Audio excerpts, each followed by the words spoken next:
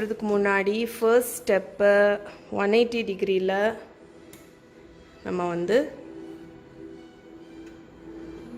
Preheat பண்ணிவிடுவோம். நான் டோட்டலாக ஒரு 30 மினிட்ஸ் செட் பண்ணிவிட்டு கேக் பேன் உள்ளே வைக்கும்போது அட்ஜஸ்ட் பண்ணிக்க போகிறேன். ஓகே, இது ஹீட் ஆகட்டும். நம்ம வந்து பனானா பிரெட் பண்ணிடலாம். ரொம்ப ரொம்ப ஈஸியானது, ஆனால் ஹெல்தியானது. ஸோ ஒரு பிளெண்டரில் 2 பழம் எடுத்திருக்கேன். ஏத்தம்பழம் இருக்குல்ல, பெரிய சைஸ் பழம், அதில் 2 நல்ல பழுத்தது எடுத்திருக்கேன். அடியில் உள்ளது நல்ல பழுத்துருச்சு, மேலே உள்ளது வந்து ஓரளவுக்கு பழுத்த பழம். ஸோ அதில் வந்து ஹனி விட போகிறேன். என்கிட்ட வந்து இந்த சினமன் ஹனி இருக்குது, ஸோ அதை தான் விட போகிறேன். இது வந்து 1/2 கப் வரைக்கும் நம்ம விடலாம். ஸோ நான் 1/2 கப் இதை விட்டுட்டு காணிக்கிறேன். ஸோ ஹனி விடுறதுக்கு முன்னாடி 1/2 கப் ஆயில் விடணும். நான் ஏன் ஆயில் விட்டேன்னு பார்த்தீங்கன்னா, இப்போ நான் இதில் ஹனி மெஷர் பண்ண போகிறேன். அப்போது ஹனி வந்து அப்படியே ஸ்லிப்பாகி விழுந்துடும். இல்லைன்னா பேனில் இது பாத்திரத்தில் ஒட்டும்ல, ஆயில் விட்டதுனால ஸ்லிப்பாகி விழுந்துடும். ஸோ இப்போ இதில் ஹனி ஊற்ற போகிறேன். ஸோ இந்த ஹனி வந்து எனக்கு வந்து ஒருத்தவங்க வந்து சாம்பிள் அனுப்பியிருந்தாங்க தெரியுமா, அந்த ஹனி இன்ஃப்யூஸ்ட், வீட்லேயே அவங்க இன்ஃப்யூஸ் பண்ணி அனுப்பினது. சினமன், சில்லி, ஆரஞ்ச் அப்படி நிறைய ஃப்ளேவர்ஸ் அனுப்பியிருந்தாங்க. பி ஹெல்த்தி, அவங்களோட இன்ஸ்டாகிராம் பேஜ் நீங்கள் செக் பண்ணி பாருங்கள். ஸோ இந்த ஹனி வந்து இப்போ நான் 1/2 கப் மெஷர் பண்ணிட்டேன். இப்போ நான் இந்த பேனில், ஐ மீன் இந்த மெஷரிங் கப்பில் வந்து ஆயில் விட்டு நம்ம ஊற்றுனதுனால ஹனி எப்படி ஸ்லிப் ஆகிடுச்சு பாருங்கள், இல்லைன்னா அது ஃபுல்லாக ஒட்டிக்கும். Okay, 1/2 cup. ஸோ 2 பழுத்த பழம், 1/2 கப் எண்ணெய். நீங்கள் எண்ணெய்க்கு பதில் 1/2 கப் நெய் ஊற்றிக்கலாம், 1/2 கப் மெல்டட் பட்டர் ஊற்றிக்கலாம். அதுக்கப்புறம் 1/2 கப் ஹனி. இந்த கேக் வந்து ஸ்வீட்டாக இருக்காது ரொம்ப, ஏன்னா ஹனி மட்டும்தான் ஊற்றுறோம். உங்களுக்கு டீ கூட சாப்பிட்றதுக்கெல்லாம் கரெக்டாக இருக்கும். ஆனால் இது வந்து ஸ்வீட்டாக இருக்கவே இருக்காது, நான் இப்போவே சொல்லிடுறேன். ஸோ ஸ்வீட் வந்து கொஞ்சம் மாடஸ்ட்டாக தான் இருக்கும், ரொம்ப கம்மியாக தான் இருக்கும். உங்களுக்கு வேணும்னா நீங்கள் எக்ஸ்ட்ராவாக ப்ரௌன் சுகர் ஆட் பண்ணிக்கலாம். பட் நான் வந்து ஆட் பண்ண போகிறதில்ல, ஏன்னா வந்து இது அப்படியே ஹெல்த்தியாகவே கொண்டு போயிட போகிறேன். ஸோ இப்போ இதில் வந்து நம்ம ஒரு எக் ஆட் பண்ணணும். ஸோ இதை நம்ம பிளெண்டரில் பண்ணுறதுனால செய்கிறது வந்து ரொம்ப ஈஸி.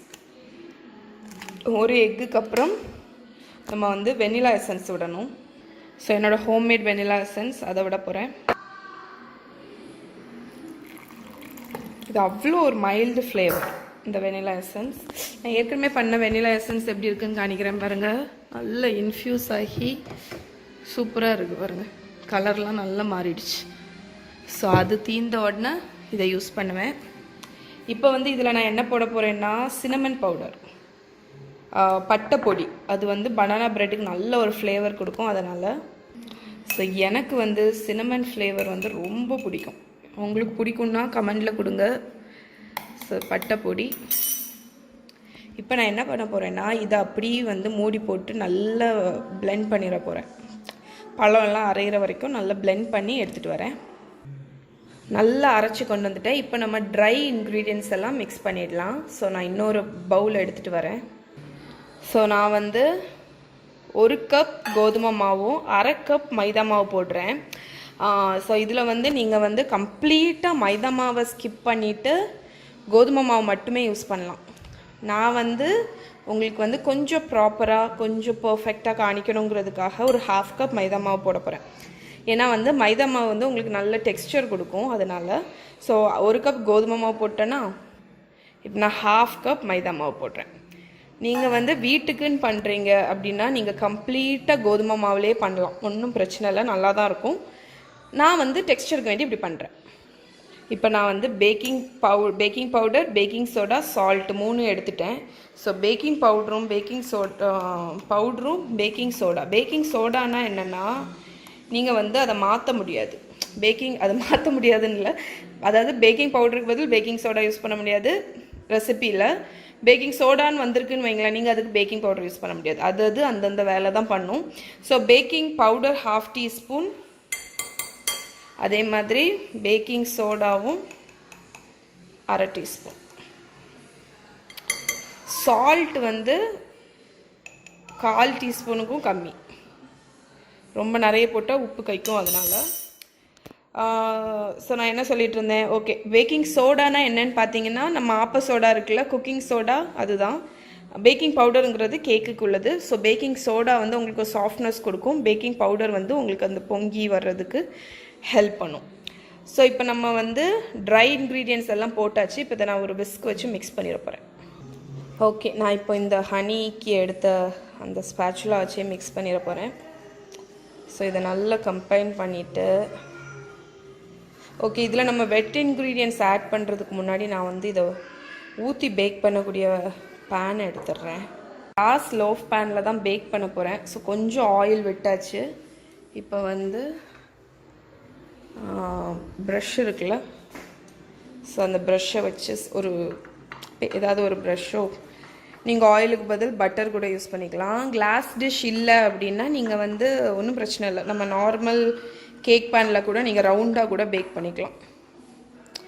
எந்த பேன் இருக்கோ அந்த பேனில் யூஸ் பண்ணிக்கோங்க. ஓகே, இதை ஓரத்தில் வச்சுருவோம். இப்போ நம்ம ட்ரை இன்க்ரீடியன்ட்ஸ்க்கு வரலாம். இப்போ இதை நான் ஃபுல்லாட்டு அந்த பேக்கிங் சோடா, பேக்கிங் பவுடர் எல்லாமே கலந்து விட்ற மாதிரி பண்ணியாச்சு. இப்போ வந்து இதில் வந்து நம்ம அரைச்சி வச்சுருக்கோம்ல, அதை ஃபுல்லாக விட போகிறேன். ஸோ இதை நான் வலிச்சு விட்டுட்டு காணிக்கிறேன். ஓகே, அவ்வளோத்தையும் நான் ஊற்றிட்டேன். இப்போ இதை வந்து ஜென்டிலாக ஃபோல்ட் மட்டும் பண்ணும். ரொம்ப ஓவராட்டு நீங்கள் பீட் பண்ணவே கூடாது.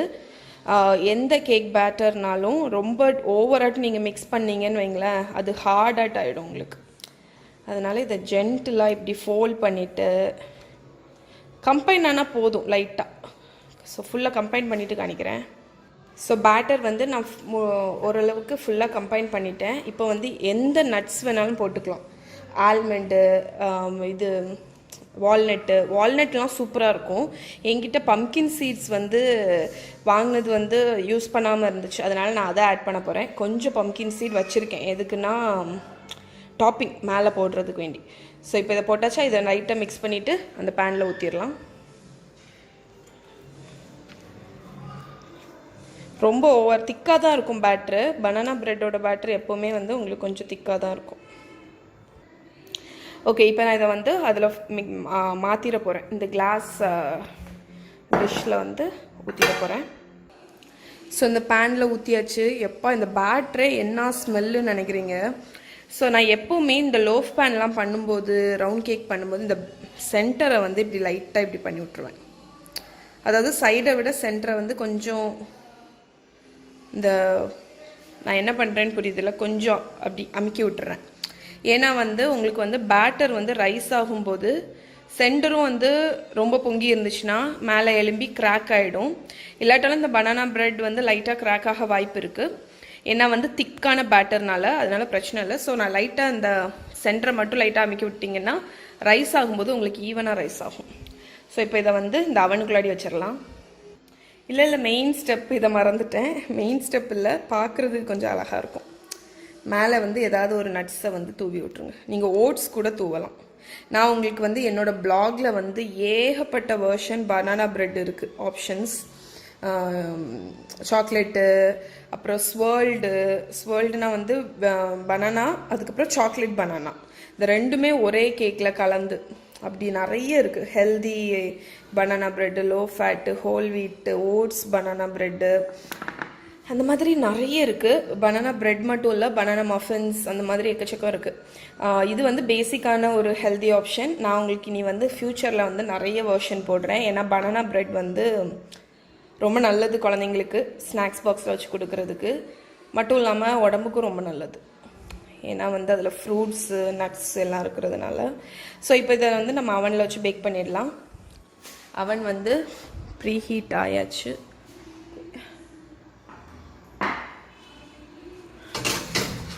இந்த கேக் பேனை உள்ளே வச்சுட்டு டக்குன்னு பூட்டிட்டு 30 மினிட்ஸ் செட் பண்ண போகிறேன்.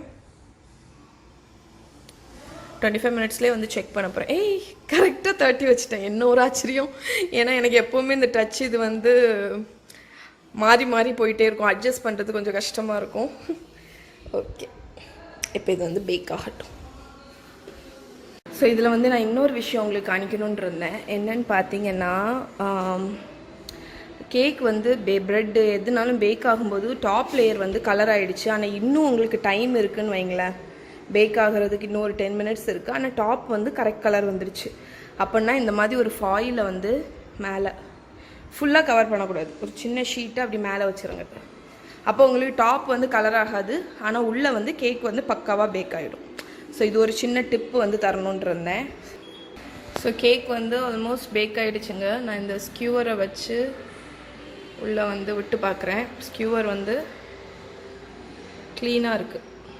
ஸோ கேக் ரெடி ஆகிடுச்சு. இப்போ இதை கேர்ஃபுல்லாக வெளியே எடுத்துகிட்டு கூல் ஆனோன்னு உங்களுக்கு காணிக்கிறேன். உங்களுக்கு கட் பண்ணி காணிக்கிறேன்.